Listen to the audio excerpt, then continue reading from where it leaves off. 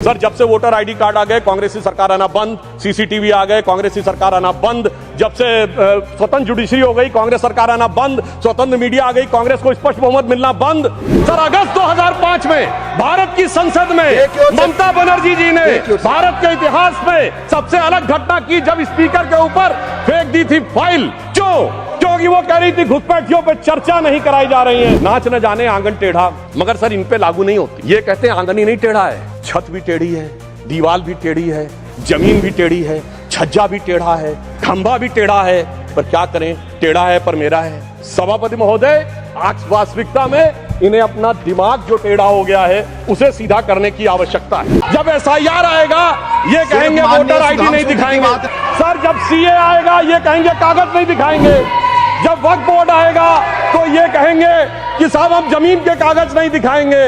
मुझे समझ में नहीं आता है कि गैर कानूनी कामों वालों के साथ ये हमेशा खड़े हुए क्यों दिखाई पड़ते हैं। कि मोदी जी की बोटी बोटी काट डालूंगा, और इसी बिहार के चुनाव में मोदी जी की माता जी को गाली दी गई। गालियों का अब शब्दकोश भी अवेलेबल है। कम से कम चुनाव सुधारों में अब इन चीजों से हम सबको दलगत भावना से ऊपर उठकर आना चाहिए। कहा एचएएल के बारे में दुष्प्रचार किया। सर, एचएएल के पास आज 81,000 करोड़ के ऑर्डर्स हैं।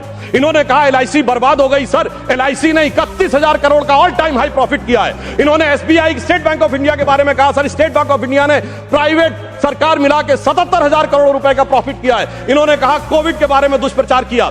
उसके बाद इन्होंने राम मंदिर के मुहूर्त के बारे में किया। अर्थात मैं ये कहना चाहता, हम वंदे मातरम से अब ट्रांजिट करके इलेक्टोरल रिफॉर्म्स की तरफ जा रहे हैं।